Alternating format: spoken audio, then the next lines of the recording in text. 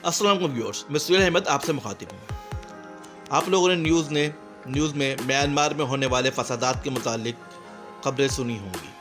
आज हम आपको बताएंगे कि ये फसादात क्यों हो रहे हैं और इसका बैकग्राउंड क्या है। जैसा कि आपको पता है कि इन फसादात के दौरान बहुत से लोगों की जानें जा चुकी हैं। तकरीबन 1000 के करीब लोग अपनी जान से हाथ धो बैठे हैं। बर्मा साउथ ईस्ट एशिया में वाक़ई एक मुल्क है जिसके सराउंडिंग में इंडिया, थाईलैंड, चाइना और बांग्लादेश जैसे ममालिक हैं। 1948 से पहले जब इसने आज़ादी हासिल की, उससे पहले बर्मा भी इंडिया की तरह ब्रिटिश राज का ही हिस्सा था, मगर बेशतर डेवलपिंग कंट्रीज की तरह बर्मा में भी आज़ादी के बाद जमहूरियत पनप ना सकी और यहाँ पर गाए बगाए फौजी हुकूमत कायम होती रही, जिसने जमहूरियत को पनपने ना दिया और अपने उसूल चलाते रहे, यानी मुस्तकिल यहाँ पर डिक्टेटरशिप ही रही।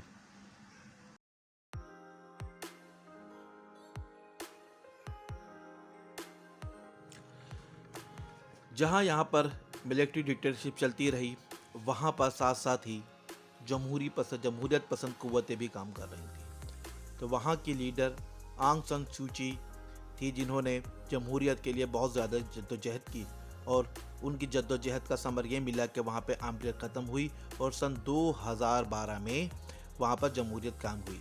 उनको इन्हीं कोशिशों की वजह से अमन का नोबेल प्राइज़ भी मिला था। बर्मा में फ़ौजी मुदाखलत जारी रही और साथ साथ सूची के भी उसूल कुछ कमज़ोर होते चले गए।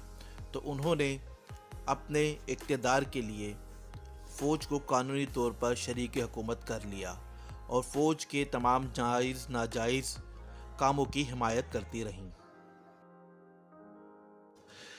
यहाँ तक कि जब वहाँ की फ़ौज ने रोहिंग्या मुसलमानों के ख़िलाफ़ तशद्दुद किया और उनको अपने मुल्क से निकाला और बर्मा का शहरी कंसिडर ना करने लगे, तो वज़ीर आज़म सूची ने न सिर्फ ये कि उसकी मुखालफत ना की, बल्कि बढ़ चढ़कर इसको जायज़ करार दिया, जिसकी वजह से बहुत सी आलमी तंजीमें उनके ख़िलाफ़ हुई और उनको कई डॉक्टरेट की डिग्री और दीगर आलमी एजाज़ात से महरूम कर दिया गया।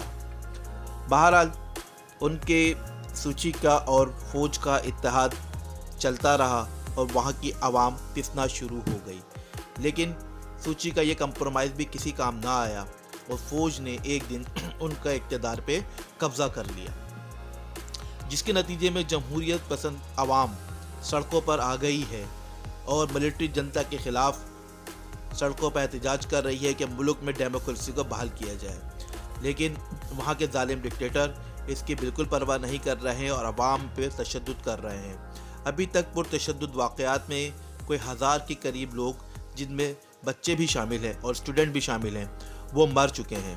लेकिन अभी वहाँ पर एहतजाज जारी है और आर्मी मुस्तकिल फ़ोर्स का इस्तेमाल कर रही है।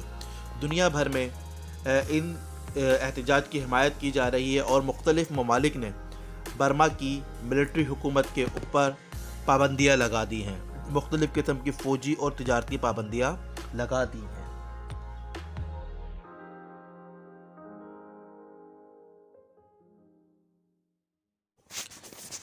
इस वाक़ये में हमारे मुल्क के सियासतदानों के लिए भी नसीहत है कि वो सिर्फ़ इक़्तिदार के हसूल के लिए गैर जमहूरी कुव्वतों का साथ देते हैं और चोर दरवाज़े की तलाश में रहते हैं, जिसकी वजह से उनको इक़्तिदार तो मिल जाता है, लेकिन हर चंद साल बाद मुल्क में जमहूरियत का ख़ात्मा हो जाता है और गैर जमहूरी कुव्वतें आ जाती हैं। तो हमारे सियासतदानों को सिर्फ़ और सिर्फ जमहूर और जमहूरियत का सोचना